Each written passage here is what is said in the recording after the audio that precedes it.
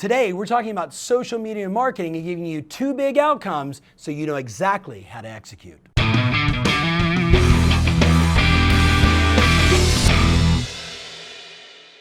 Hey, welcome to the Tom Ferry Show. Today, I'm going to talk about one of the questions I get asked all the time, and that is, Tom, okay, I know I've got to do social media, but can you give me some insight, some strategy, and some tactics so I can take this thing on and ultimately do it right? Yes, the question I get all the time is, Tom, what should I be doing on social? So I actually wrote down, I've got 2 different outcomes for you, and I actually had to write it down because there's so many tactics I want to give you. I had to write it all down. Why also? Because Facebook changed their algorithm and I can't use the whiteboard anymore. Little insight for you. So first thing I want to do is I want to talk to you about what's hot, things you should be paying attention to, and then I'm going to go into some content strategies around what's hot so you can immediately kind of fill up your content calendar and start thinking about what you want to put out for people. The second thing is to really help people get the expectation around time. Because I know, for me, and I'm just going to go right at this, early on, I remember when I first started, I would be in my home office and my wife would walk in and go, "You have been on that Facebook thing for like 11 hours. What are you doing?" And my response was, this is the easiest way for me to engage with tens of thousands of my clients and soon-to-be clients all over the world. So for me, it was a total no-brainer. Now, the good news is that was like 8 years ago. Today, there's way better strategies to create engagement, to connect, and ultimately get it done fast and efficient. So I want to talk to you about that as well. So let's start with what's hot. The mistake that I see so many people making is, and I'm not going to say this person's name, but they were just in my office recently and they said, "Hey, can you take a look at my social strategy and give me some heads up?" So immediately, go to Facebook and I go to Instagram using the 2 obvious platforms. And their Instagram strategy, here's what it was. Photos of houses, like here's our listings. And it was literally, because they're really good agents, basically just pages and pages and pages of photos of housing. So then I went through and said, oh, look, no engagement. Oh, look, no hearts. Oh, look, no comments. And I'm like, this, ladies, is an absolute waste of time. Same exact thing on Facebook. So why am I bringing this up? The bottom line is whatever you're posting has got to be stop-worthy. Hashtag that, stop-worthy. Like, it's got to punch me in the face. It's got to be like, bam, like, oh my God, I'm looking at all this stuff and suddenly I'm going to stop on your stuff. So you got to ask yourself, like, am I taking interesting photos? Am I taking provocative photos? I was thinking about a friend of mine who ran a campaign. He's the chief revenue officer for 3 Day Blinds. So you're walking through a house and you're like, wow, look at these drapes, I think that's what they're called. And you take a photo of the drapes, right? Then you scour the internet and you find an actress who had a dress remotely close to what that drape looked like. You cut it in half on one of those fun little apps, and across the top you wrote down, who wore it best? You with me? Like, all of a sudden now I'm like, drapes, actress, who wore it best? And they look at the drapes, they look at the fabric, they look at the dress, they're like, oh my God, it's eye candy. That's a simple example of you've got to create content that punches people in the face, that gets them to stop and recognize. So ask yourself, is that another dumb listing photo? The answer is no. Is it a spectacular bathroom? Is it a stunning kitchen? Even that, my friends, if that's your only strategy, is going to fall light on people, and eventually you are just out of their radar. So I wrote down a couple things. You ready? The photo of the curtains idea, I love that, right? Who wore it best, super fun. Think about your customers, right? What creates emotion? Now, we're going to talk about Facebook and Instagram and Twitter and Snapchat and YouTube in a sec, but what creates emotion? I don't know, everyone eats every day, so interesting locations of food, right? Creating engagement around, have you had these fish tacos? Like, it's funny, like a place where I go and I bring my friends and I'm like, these guys have the most insane tacos in Orange County, California, and no one even knows about it. And I would take a photo of that and share it, and people were like, oh, I've been by that place like 100 times. They really have good fish tacos? Now you might be saying, Tom, who gives a you-know-what about fish tacos? It ain't about the fish tacos, people. It's about people that are reading this, that are seeing this, and asking me a question and engaging with me. By the way, side note, if you ever liked one of my photos on Instagram, notice I do nothing. But if you make a comment, what do? Yes, that's me responding every time in the middle of all the stuff I'm doing, like, hey, thanks so much, keep up the good work, and you know I'm really busy if all of my responses are just in emojis. You with me on this? I'm trying to create engagement. You gotta ask yourself, what evokes emotion for my customers? Is it food? Is it children? Is it beautiful landscapes? Is it fantastic sunsets? Is it magnificent buildings? Is it things that are historic in your marketplace? You've gotta start looking at yourself like, wait a minute, everything around me is an opportunity to evoke emotion, both pain and pleasure, by the way. It doesn't always have to be heartfelt. Pain and pleasure that gets people to stop when they're busy scrolling on their phone. So that's the first thing I wrote down. I also wrote down the value of polls, especially when we're talking about Instagram stories, but you can do this everywhere now. On Facebook, you go and you ask a question. You ready? You take a photo of a house, as an example, as lame as that sounds, but if you use their polling function where you say, do you believe this home will sell for 600, 625, 650, 675, and then you boost it to everybody you know. You boost it because it's not gonna get seen otherwise. You boost it to everybody you know, and you let them select the price. Now, you might say, well, gosh, Tom, like, you know, is that gonna make my seller mad? Maybe it's a property you already sold, and you say, guess what this sold for? The point is, you've got to create engagement in things that people are interested in looking at, and they can interact with you. You know what's happening right now on Facebook. They changed their algorithm almost, I want to say like almost 9 months ago, where if you're just doing text, no one sees it. If you're doing photos of listings, taking them off Facebook, I think Facebook hides those. They hide those. And if you just do a photo, right, that isn't captivating, that doesn't create engagement, no one sees it unless you put your credit card in and hit boost. Now I'm going to talk about the secret weapon in a minute as we get into the hot stuff, but let me go back to my notes here. Regarding content, I am convinced, and you should do this with a whiteboard, you should literally ask yourself, okay, I want to create conversations with my customers, both future, right, past, and like right now customers. What is on the minds of people? Housing, how's the market, what's going on? But if you go beyond, because a lot of people are doing that, if you go deeper, we did something in January, and I actually did it again last October in New York with a couple thousand of our clients, where I said, let's have a brainstorming discussion. Let's ask ourselves, what are the fears and worries and doubts of first-time home buyers? If you just stop right there and said, what are the fears, what are the worries, and what are the doubts of a first-time home buyer, and you listed it out from their perspective, not your perspective, their perspective. You with me on this? And you listed out 5 or 6 or 7 things. And then you said, well, what's the fear and worry and doubt of the move-up buyer, of the move-down buyer, of the move lateral buyer, of the job transfer buyer? And you started taking the categories of customers you work with most often, and you really thought about what fears them, like what scares them, what keeps them up at night when they're trying to select a house or engaging with a realtor or trying to figure out their loan or which community should we live in. If you break down all those fears and you start to create answers to all of those, you want to talk about engagement? It's bananas. If you speak into their fears, now all of a sudden you're like, a lot of agents talk about you've got to have your property sold, not currently on the market, before you can buy the next one, right? You don't want to accept that contingency offer.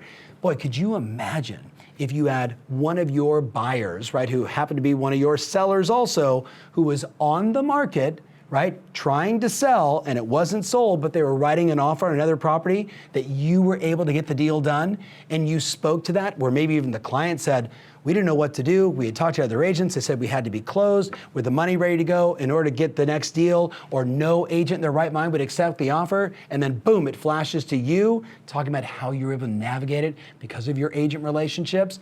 A piece of content like that, you know what? It may not get 7,000 views. It may only get 162 views, but the 162 views it received were views that mattered. Does that make sense? Think about what I just said there. I want you to create a list of all the problems that buyers and sellers face in your marketplace. And you know what they are. All you gotta do is walk around the agents in your office and say, what's wrong with your buyers today? What are they struggling with? What are your sellers concerned about? How come everything's selling and our home's still on the market, right? You start looking at that and from a content perspective. And whether it's a photo and you discuss it, or it's a little snippet video and you share the answer, or it's just even typed out like, this is the situation and this is what happened and this is what we did about it. We solve problems for a profit, my friends. If you speak life into the problems, you connect with that customer on an emotional level, and then you share your unique solution or a solution. That's good content in this environment. All right, so enough on kind of what's hot on that side. Let me go to the next part of what's hot. I've been talking about this for a while. Matter of fact, in seminars, I'll say to people, hey, everybody grab your phone really fast and go to Facebook or Instagram or Twitter or YouTube, I don't care. And then I say, do me a favor right now and find the little button that says live, L-I-V-E. And a whole bunch of people go, then they look up and they start laughing. They go, oh, you mean live? And I go, right. So a couple weeks ago, we were at Facebook at their campus, and fantastic meeting. I had known about this before because I was early on Facebook Live video, and they basically said like, shh, don't tell anybody, we're gonna change the algorithm. Like, we wanna be all video, kind of like RenRen is in China, right? Like, I'm like, oh yeah, I get it. They literally said, we are going to be 100% video. Now, if you're watching this on video and you're saying to yourself, Tom, I'm not comfortable on video, no one cares. No one, Tom, does my hair look right?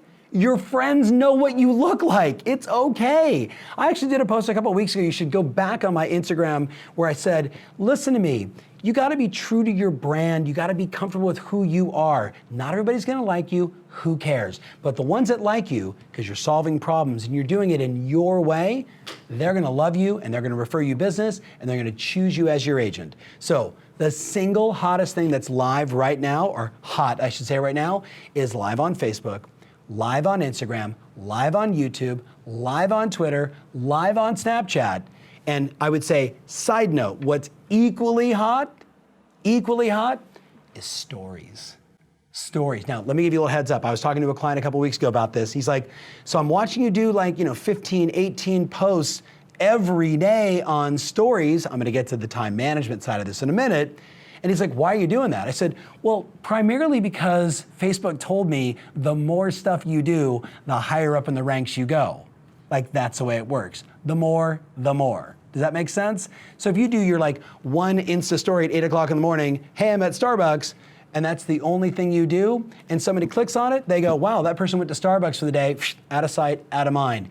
But if I get a day in the life of your experience, or better yet, you hand it to someone on your team and say, it's Team Tuesday, where they take over the phone and they're taking photos all day long of you behind the scenes, on the phone negotiating with a client, meeting a customer, going to lunch, being at your office meeting, pitching a listing, going and meeting your daughter or your son at school and showing the human side as well, and then back out on your way to an appointment, high-fiving somebody, walking in with a sold sign, putting up a sold sign, and they see that, they're like, wow, I get him. I get her. I understand what they're all about. And can you be strategic about your stories? What do you think? Heck yes. There is so much you can do there. So what's hot? Creating eye-catching, stop me in my track stories, right? Video, photo, that's the first thing. Content that is meaningful and matters to the customers, right? Second thing, live, live, live. If you're not doing 1 or 2 or 3 Facebook Live, Insta Live, but Tom, nobody's following me. Who cares? You know what you do? This is what I did early. I call my mom, I tell the entire office, hey, I'm going live on Facebook today, and it'd be nice if like somebody hit the heart button a couple times or a couple thumbs. And you know what happened? I think back to now 2 years ago. It was January, and I actually emailed all of my customers and said, I'm gonna do a Facebook Live at this time. Could you do the same? Could you email your entire database and say, I'm doing a Facebook Live covering the 3 trends that will impact real estate in our marketplace in 2018. You could do that. I said, I'm gonna talk about how to get yourself ready for the new year. And guess what happened? I had about 10,000 people on, which was a lot. But you know what's great about Facebook? Because people were hitting the heart and giving it thumbs up and they were making comments, by the end of the week, over 500,000 views took place. Do you want to know why? Because Facebook said, look at all those hearts, look at all those thumbs up, look at all those comments, let's spread the love. That, my friends, I started with nothing and I built it up. It just takes a little bit of time, and here's the deal. You got the chops, you know the problems, you know what people want to hear about. Just share that. Does that make sense? And by the way, couldn't you also do a poll and say, what are your predictions about real estate in 2018? And let people comment on that, right? Do a poll, think it's gonna go up, think it's gonna be flat, think it's gonna go down, think the world's gonna fall apart. Oh my God, Bitcoin's at, put some fun stuff inside there and let people vote. And then you could say, I did a recent survey on my Facebook page. I asked the question, what are your predictions for real estate? And 32% said this, and 17% said that, and 29% said this. And you know what? That's newsworthy. Does that make sense? So, enough on content, cannot stress enough. Video, stories. Video, stories. Now, let's talk about the time it takes. This is the major part, number 2. In the beginning, I used to think, oh my goodness, I've got to do all this myself. And you know what? I did. There was a time when I took a flip video camera and I set it in front of me and I reached across and hit start. Hey, welcome to Tom Ferry and then Life by Design, and I would do my video. And you know what? We evolved from there. But you may be in the same situation I was at back then, where you can't hire a team of people. So I want to talk to you about the real deal, what I recommend, and the time it's going to take. So first thing you got to know is you got to know what's prime time viewing hours for each of the channels you want to pay attention to. You with me? What are the prime time viewing hours for each of the channels? So you're not doing everything all at once or 5 in a row, but you're actually spacing it out throughout the day if you really want to create maximum engagement. So the first one, obviously Facebook with 2 billion views or 2 billion people. Think about this, you do it during work hours. I don't know what it is about Facebook, but people go to the office. Well, I know what it is. They say that the average employee is only engaged about 30% of the time. Clearly, 100% of the time, they're engaged on Facebook. So during work hours, Facebook. So when should you be live? During work hours. When should you be posting on Facebook? During work hours. LinkedIn and Instagram. Interestingly enough, before work and after work. So both LinkedIn, if you're posting photos or videos or some kind of blog, you want to think before they get to the office and after they get to the office, 9 to 6, 8 to 5, you know the rhythm of your marketplace. What I think is interesting about Instagram is when you post after work, right? Kind of like the before might be your gym workout. It might be, your selfie in the car. We all see these things. That's okay. Off for a busy day, wishing you a happy Monday. That's okay. And then end of the day, going to the gym, doing this, on an appointment, this is what's happening. That's when people are checking in at the highest level. So you want to pay attention. The funny one though is LinkedIn always to me, because wouldn't it be weird if you were think about this. You're sitting there and you're talking to your assistant and it's 10:30 in the morning and they're on LinkedIn, you're like, they're looking for another job, right? That's what it means. So it's not a shocker that it's before work and after work. I was a little shocked when we dug in on the data around Instagram that it's the same. Twitter, no shocker at all. Noon and after work. And if you think about Twitter today, it's really about the news, right? So we go to Twitter to find out what's happening in the world. Their sort of trending topics are they're fast, punchy, you know exactly what's happening in the world instantaneously. So no shocker, Twitter's noon. So when should you be posting? Probably not at 12:15 and not at 9 o'clock in the morning, because the reality is by the time you post at 9, 8 bazillion things have already been posted. So you want to think strategically. 12 o'clock, 12:05, maybe the same thing, maybe even 12:15, the same exact thing, the same exact post on Twitter 3 times. And guess what? People will catch it. So that just gives you some insight around timing. And I know I'm talking fast. You can watch this 6 more times. And you know what we should do? Let's take all my notes. I'm looking at Mark, who's our incredible writer. Let's get everything written out. You know what people are doing right now? Oh, we love Mark. Thank you. Tom talks so darn fast. So let me give you guys 3 options in terms of how to manage it all. In the beginning, this is what I did. I literally went into my schedule and I was like, Instagram at this time, repeat 7 days a week for the rest of my life. So I would literally say, Instagram post 7:30. every day for the rest of my life, Monday through Sunday, there's no weekends off here, then I'd go Facebook, go live or post something at 9 o'clock in the morning, right? People are at their office, they finally had their coffee, they've walked around and like, chewed the stories, and now they're like, okay, let me check Facebook before I check my email again. Like, that's work, right? I literally would go through and schedule everything, and that's when I would stop and boom, and take the photo and do a video and shoot something. That's how I did it, right? Also, I wrote down, as an alternative to that, when I finally figured out that there were solutions like Hootsuite, right, and others, guess what? Then I could take time on Sunday, take all my photos, all my videos, all my clips, all my posts, and place them exactly on which platform I wanted them to go out and when. And you know what? All of a sudden, whew, it's just happening. Now, what's great today is you can do a combination of both, right? Where I now do the more organic stuff, the first part where I was like scheduling an interview day. Instead, what I wrote down is now I wanted to use Hootsuite for like the basics.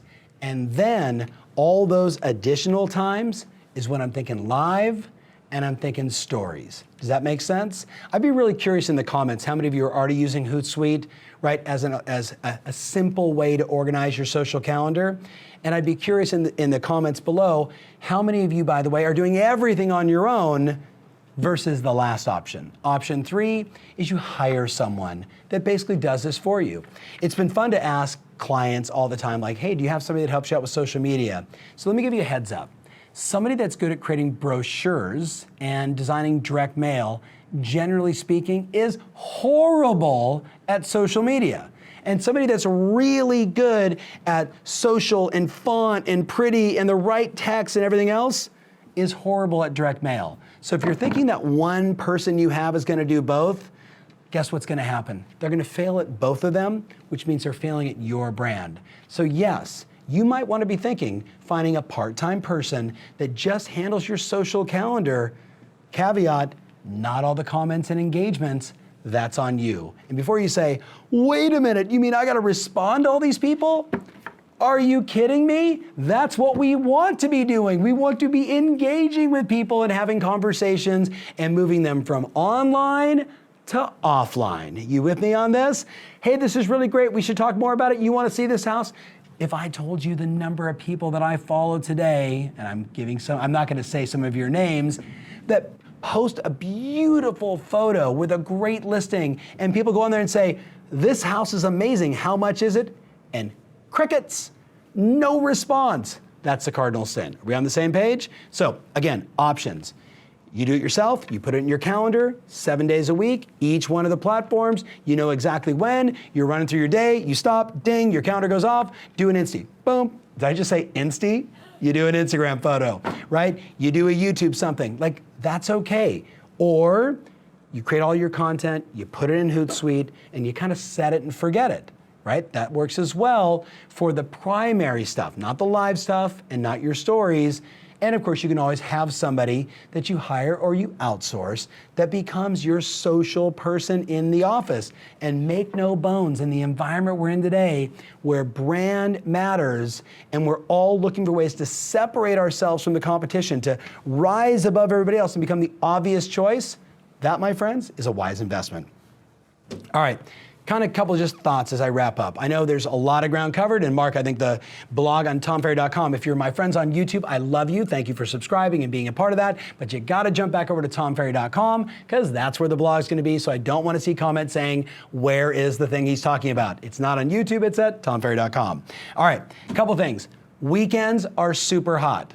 Weekends are crazy hot, especially for live.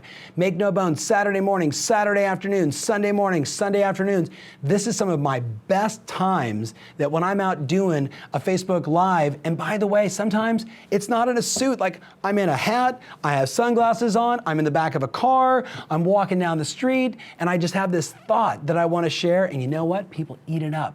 So this is not a Monday through Friday, 9 to 6 game, my friends. You're building your brand and your identity to stand out and to be the recognizable agent. Make no bones, you want to double down on the weekends. Now, last thing I wrote down, beyond the obvious. Tell stories, give great advice, solve people's problems. You know all that. Just remember this, it's still early. It's still early. Look around your marketplace. How many agents, in your opinion, are doing it right? I really pay attention to this stuff. The answer is very, very few people are doing it right. A lot of people are sure trying to figure out, is my hair look right? Right? Like they're caught up in that stuff versus just speaking to the person as if you like really genuinely care and you're sharing and you want to give good advice and you want to show them cool things and you want to show them about town, like this is where we live and this is why it's beautiful and this is what's cool and this is how I solve problems, and doing that in your style, with your tone, with your tempo, with your hair. Does that make sense? It's still early, and the people that do it, that's who's gonna win. So one last thing, I just gotta give you a little heads up. Snapchat is getting older. Heads up, Snapchat is getting older, which means the people that are on Snap are getting older. And if you're not paying attention there, you're going to miss an opportunity. Now, before you say, I tried Snapchat and I didn't like it. Look, did you try Beluga? I had 864 friends on Beluga when they finally said, this is a stupid idea, and they turned it off. I was on MySpace, I was on Friendster, I was on Facebook early. The bottom line is, my friends, it's like saying, I don't like email. Like, that's the choice you're making, right? I want a BlackBerry, an old one with the, no one cares. You gotta just go with the flow of all the different platforms that are getting hot and just spread your wings there. Lean in a little bit. Have some fun with it. Make sense? By the way, my Snap handle is Tom Ferry, INTL, as in Tom Ferry International. So follow me on Snap and I'll follow you back and we'll learn all this fun stuff together. All right.